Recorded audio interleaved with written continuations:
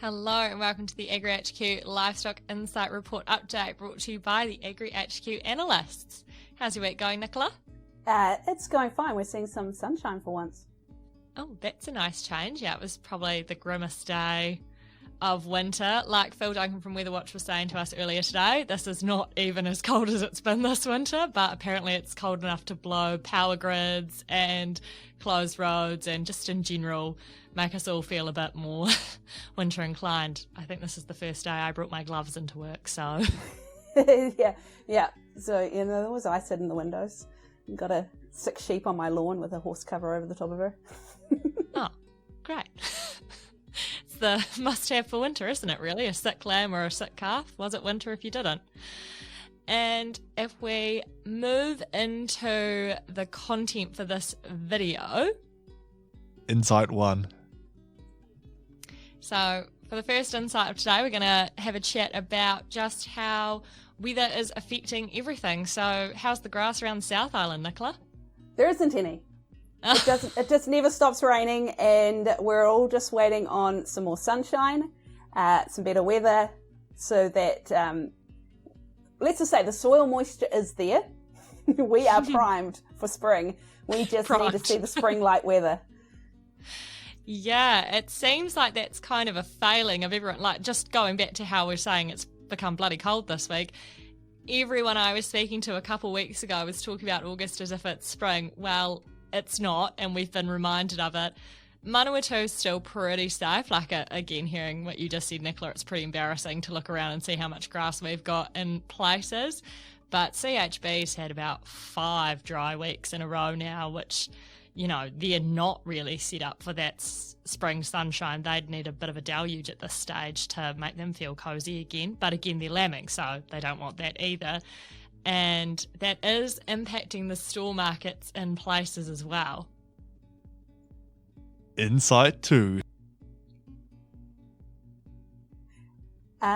Insight 2? Is that what we're doing? Insight 2. So we have some very high-tech media going on behind the scenes. So Insight 2, remind me what it was. Was it store lambs? Store lambs, yes.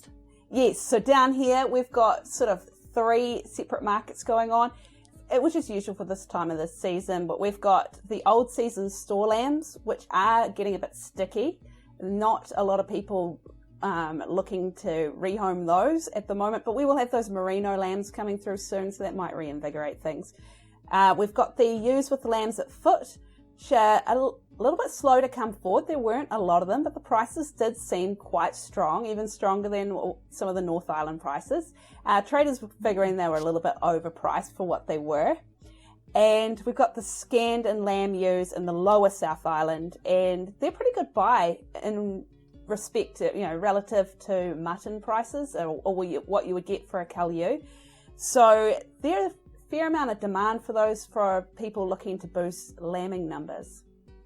Yeah, it's very early days in the North Island ewes with lambs at foot market. We might just beat you yet, Nicola. We'll just have to get a few more weeks under our belt, I think. In the old season lamb market, it really was those later born 31 to 37 kilo lambs that were hitting the market last week, coming off the high country farms around Taiape and also in CHB in some instances. Just like I was mentioning before, a bit more challenging weather in those areas, and feed isn't really even at lamb length in some instances, so they've got to get out of there, throw them on a lush crop or paddock, and dare I say Manawatu, which is the lushest of the lot at the moment, I think, and they would probably go very far very quickly without the risk of teething, so quite good buying. Insight 3. And our third insight for this week was COVID. It's COVID, or down buzz. It's just still there. It's still a factor, even though it seems like the world's been getting vaccinated, and we would have this in our rearview mirror by now, but really we don't. We've got some small outbreaks in China, small by the rest of the world's standards, which were affecting a few things last week. Air freight, nothing too major. And COVID's just still a factor for the US, and that might come to bite us in that restaurant grade meat, those high value lamb and venison. because, well, you know more about it than me. Sarah, you wrote the snippet. Yeah, it's definitely not kicking off as much as it would usually.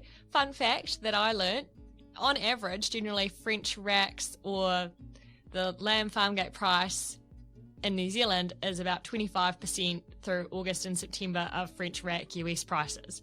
We're not seeing that right now. We're outperforming that margin by quite a bit. So that indicates that processors and exporters are finding new avenues to extract value from the lamb carcass. We're not relying on those high value restaurant grade cuts quite so much anymore, which is a good thing, because in the US, if you want to go to a restaurant in New York, you've got to prove your vaccination status, whereas in New Zealand we really are in such a lucky bubble where we're trying to, you know, say that we can have a vaccination passport to get to Australia. You can't even bloody cross the road in the US without one. So yeah, no, there's challenges on that footing, but as I said, processors and exporters are managing them at this stage.